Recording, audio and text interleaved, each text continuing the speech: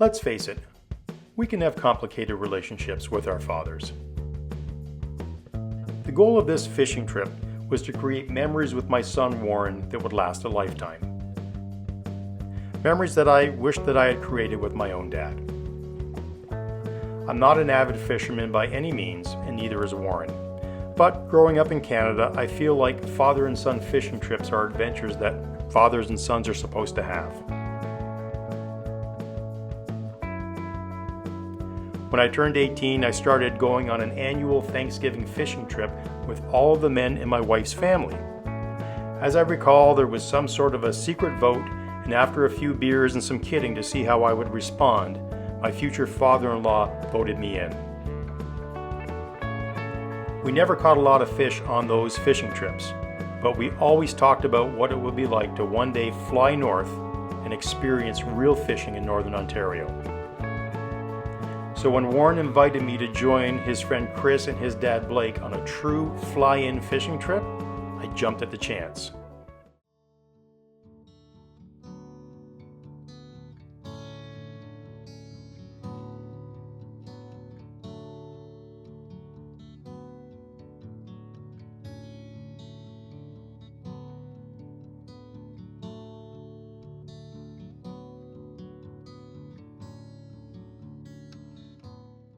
After driving 13 hours, Warren and I arrived around midnight at the Walton Air Base in Hornpain, Ontario.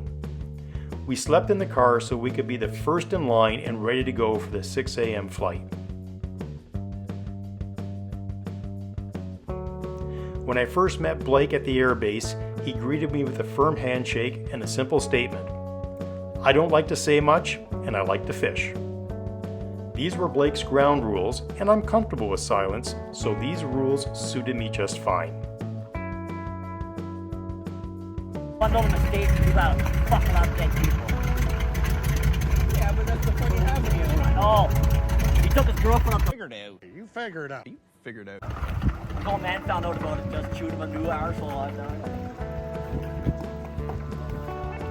Hey, Mike, what the hell have you been doing all day, buddy? Sleeping all day? Part of it. I was gonna come over and get to play myself, for Christ's sakes. Mike, oh! Blake grew up in Hornpain before moving south to attend university in the big city. Eventually, he built a successful construction business in Niagara, where Chris and Warren met at school. We are not in Northern Ontario. We are in Central Ontario. Blake wanted to make this point exceptionally clear, because even Bob Costas got it wrong when writing the foreword about one of Blake's friends, Goldie Goldthorpe, a local hockey legend who was the inspiration for Ogie Oglethorpe, a character from the 1977 Paul Newman movie Slapshot. This young man has had a very trying rookie season. What with the litigation, the notoriety, his subsequent deportation to Canada, and that country's refusal to accept him, well, I guess that's more than most 21-year-olds could handle. Oglethorpe. Ogie Oglethorpe! Hornpain is located in the geographic center of Ontario, which is part of the watershed that feeds Lake Superior. Blake considers himself to be a steward of the watershed. You can take the boy out of the bush, but you can't take the bush out of the boy, he liked to say.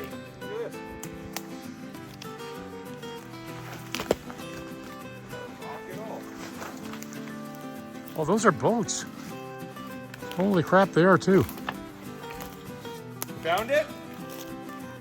All right. Okay, we'll be there in a sec. Holy shit. This is a boat graveyard. They're all over. By contrast, I was the wide-eyed city kid from down south. I quickly learned that our upbringing and life experiences growing up in Ontario couldn't have been more different.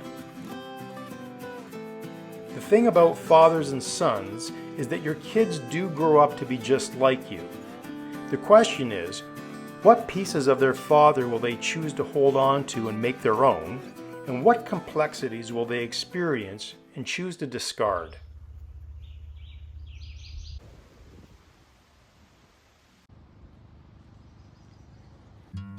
On this trip, Warren and I were determined to get out of our comfort zones.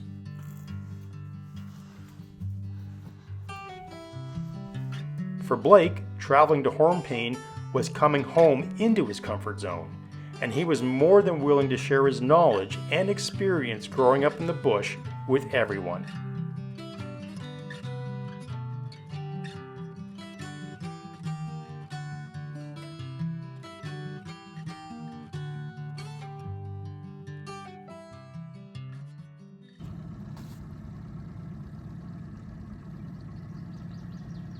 Well, you didn't like that pink jig?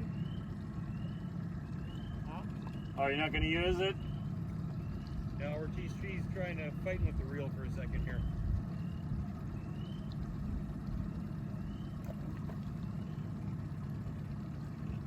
Okay, you're going to get ready with that anchor? Yep. There was just one problem.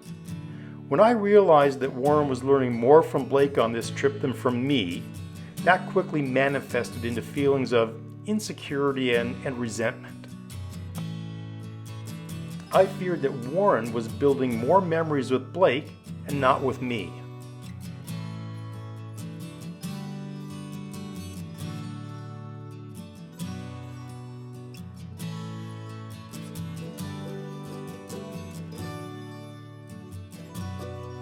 For Warren and I, our quest was to experience the North and explore a small piece of Ontario together. That was the journey. This meant eating new foods like moose hamburgers, deer steaks, and deer sausages that Blake had hunted and provided. Not to mention eating fresh northern walleye that Blake was catching in serious numbers. So again, he's recently spawned out. Wow, he's thick through the shoulders. So this is, well, the other 5-pounder I got was 26. This guy's 25. Here, well, see if he wants to cooperate. Do this.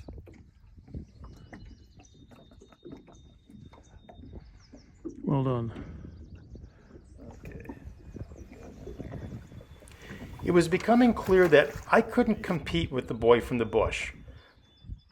That's good. Probably a 2.5-pound pickerel. But there was a more important lesson here for me to learn.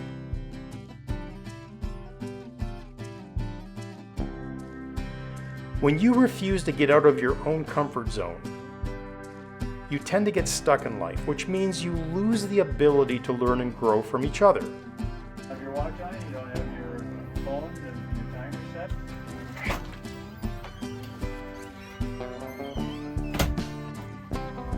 Letting my insecurities go and breaking from my routine of being the family leader opened the door to new experiences and new opportunities. All right, let's sit. Don't rush. I just had to get out of my own way to let that happen.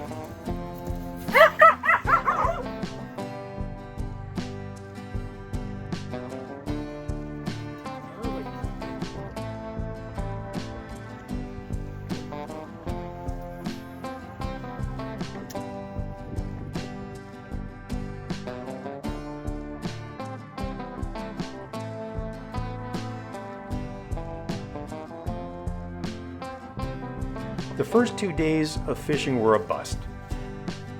Except for the last 15 minutes of daylight when Warren and I moved onto the coveted prime fishing hole after everyone else had retreated for the day.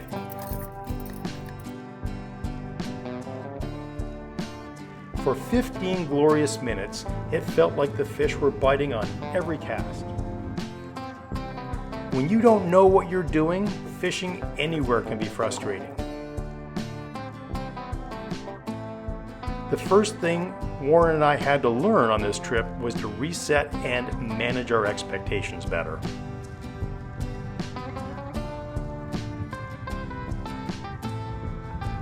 After 2 nights of watching Blake and Chris catch one fish after another, Blake decided it was time for Warren and I to split up so that we could learn how to reel them in.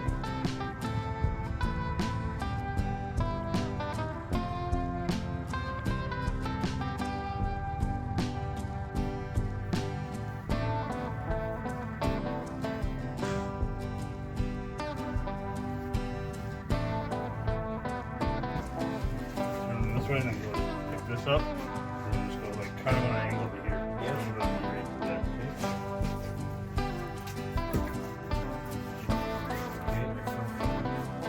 And then you went down this way.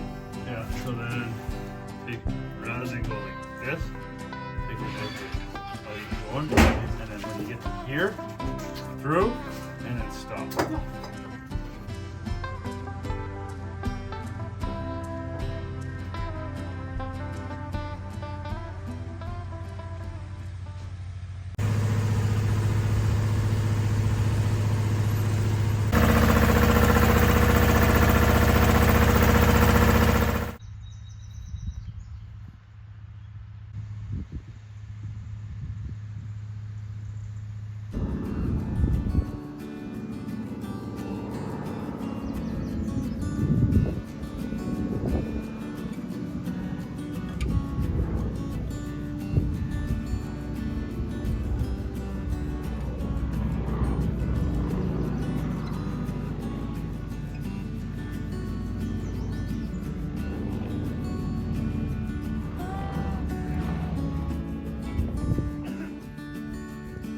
The first thing we learned was that we had brought the wrong equipment. Our rods were too long and we couldn't feel the bottom. The next lesson was that we were fishing at the wrong time of day. If you wanted to fish at the best locations, you had to get there first, even if that meant getting up at 4 o'clock in the morning. Trying to compete with Blake was like bringing a knife to a gunfight. I wasn't going to out-dad Blake in the bush, but I knew I could compete with him in will, determination, and grace too. So the next day, with an open mind and willingness to learn, we pushed off the dock at 4:30 in the morning. I had to experience morning fishing at least once on this trip, and what I learned is that, like with most things in life, location and timing are everything. I broke from my routine of sleeping in until 7 and caught fish with Blake. From a sheer numbers perspective, this was my most successful fishing day of the trip.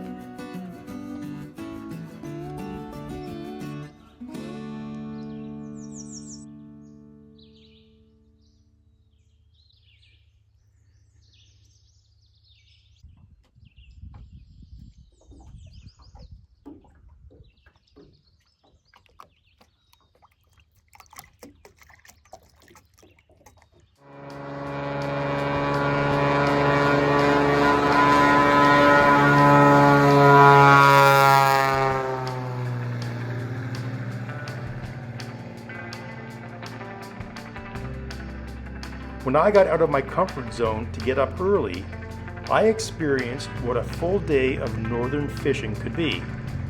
But I also learned that successfully fishing every day wasn't the only reason I was on this trip. There was something more here waiting for me.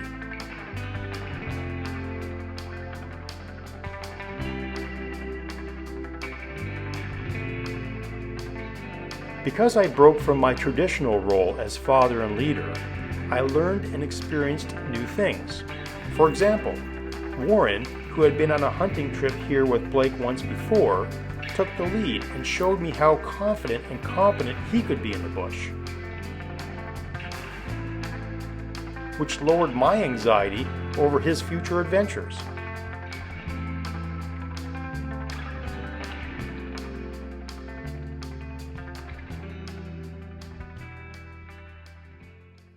So this little thing here, Mm-hmm. like Blake lashed that all together, and then see that stick up in the lane or in the water? Yeah. That's where, so Blake was sitting here, and if we walk this shoreline in, there's another little spot where we were sitting, and that's a distance marker for if something was coming across here. Warren took me deep into the woods to a hidden bear stand to experience what it feels like to sit 30 feet up in the trees.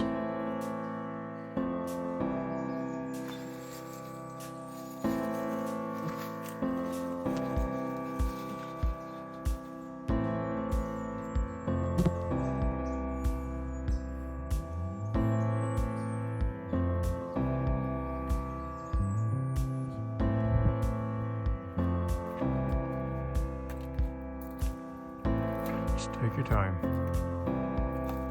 Then we ventured across the lake while everyone else was fishing to explore a hidden moose stand that Warren and Blake used for hunting.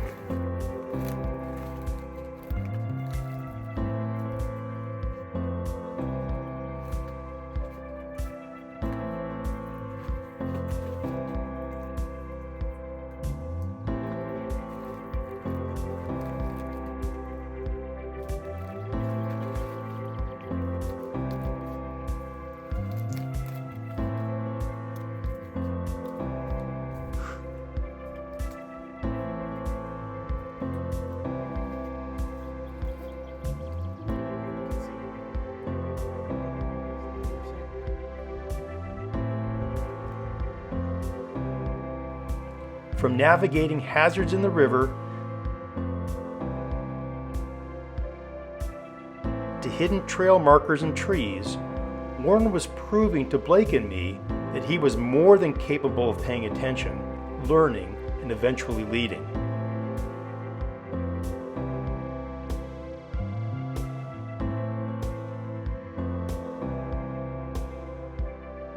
Is it going right now? That is making me equally as nervous as climbing that fucking tree stand. Not gonna lie. To fish or not to fish? This was the question. It's all about getting out of your comfort zone, risk versus reward. Do I risk getting up at 4 a.m. every day to catch more fish? Or do I get rewarded by staying up until 1 a.m. to potentially see the northern lights? Do I risk climbing a moose stand to experience standing 30 feet up in a tree? Or do I get rewarded by staying on the ground and not risk falling out of that tree? Do I risk taking control and driving the boat all week? Or do I let Warren do all the driving so that I can see how confident and competent he can be?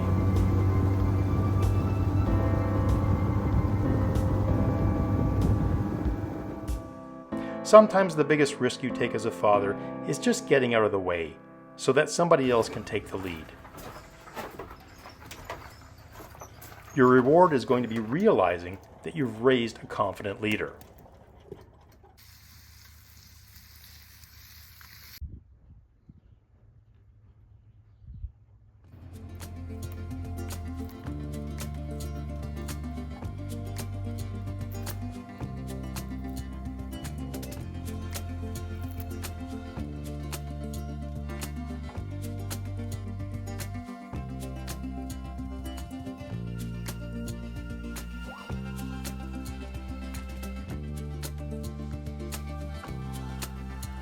I've always believed that character is about what you do when no one else is watching.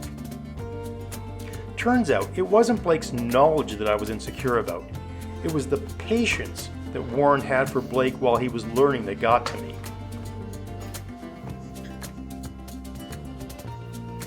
I raised a respectful young man who understands that respect must be earned before it is given.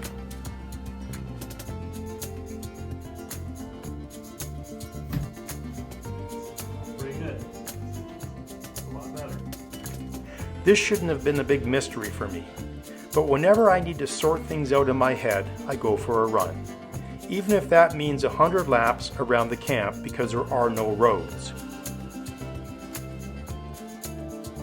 When I run, I think about my dad and I remember the lessons he tried to teach me. I believe that my dad would have been proud to see the man I've become, just like I'm proud of the man Warren is now and the man he's going to be.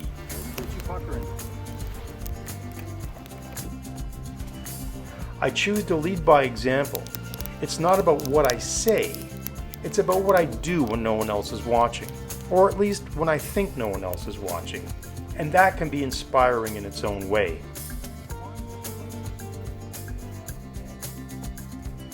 Warren is taking the best of Blake, things I could never teach him about life in the bush, while disregarding some of the complexities that come with those lessons, just like he does with me. My gloves are, I found out that they were mosquito proof, so that was lucky. As the week went on, Warren and I began to catch more fish. Not as many as Blake or Chris, but enough to Sorry, exceed where'd they go? our adjusted expectations. Great job, Warren.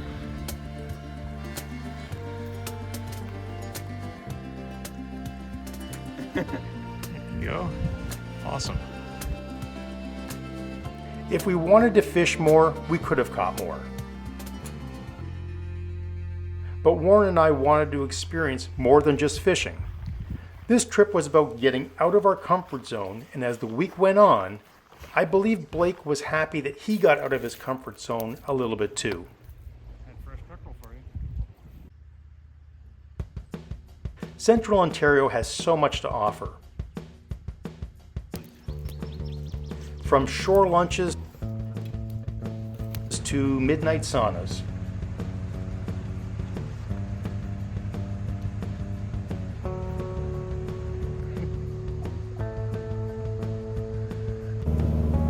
From flying in float planes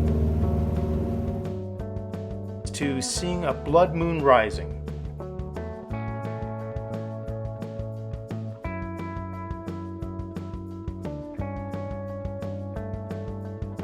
This trip checks so many boxes. You got the bottle, right? You can't have my bottle.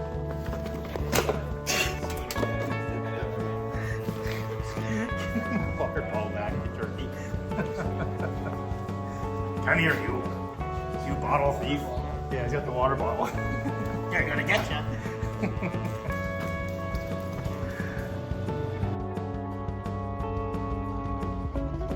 My father once told me that the key to success and happiness in life is to always leave a situation better than the way you found it.